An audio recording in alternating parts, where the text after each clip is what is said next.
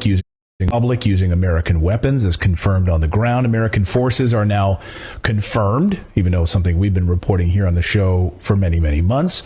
According to the Washington Post, the Associated Press, and Pentagon officials saying the U.S. troops are monitoring NATO arms deliveries, which is interesting. It seems like things are getting much worse, even though we were hoping for peace talks.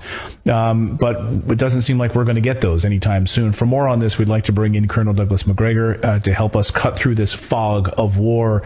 Colonel, you've been spot on in your assessments of what is about to unfold.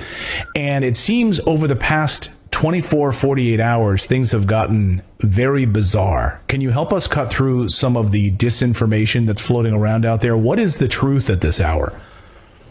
Well, admittedly, the fog is pretty thick, so we can all be forgiven for being a little confused from time to time as to what is true and what isn't. We know, for instance, that last night, perhaps as many as 100 missiles were fired by the Russian forces. At least 50 to 60 of them penetrated Ukrainian air defenses and wiped out another substantial portion of the Ukrainian power grid. In fact, today, a spokesman for Zelensky pointed out that unless there are serious attempts made to prepare for the winter and improve the situation in Western Ukraine, they may have to evacuate whole cities where there is no power. The country is literally operating in the dark. So this doesn't bode well for Ukraine. At the same time, almost completely unrelated to this reality of Ukraine's descent into chaos because there is no energy, you have this strange announcement that we're suddenly sending, after 8 months of no accountability, a few hundred soldiers under a brigadier general into Ukraine with the mission of somehow or another tracking all of the equipment that's being sent.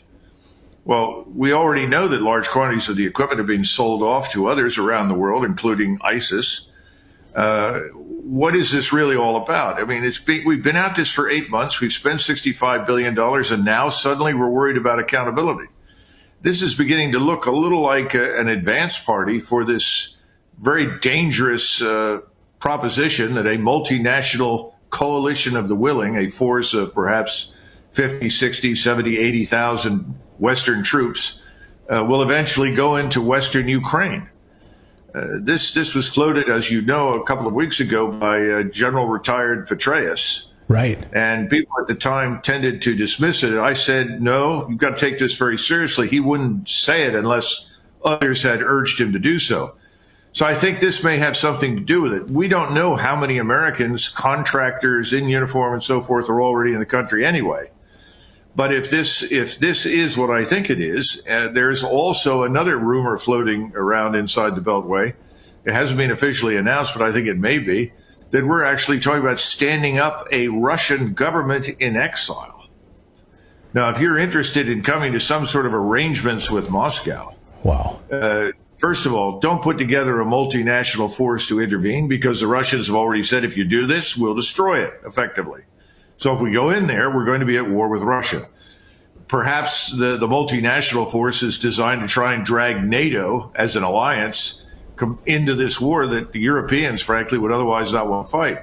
And the second thing is, if your purpose is not regime change, as stated by President Biden, why would anyone even consider the idea of setting up a Russian government in exile? If any of this is supposed to promote peace, understanding, whatever you want to call it, let alone an agreement with Russia, I'd say none of it works. It's a disaster. With the war in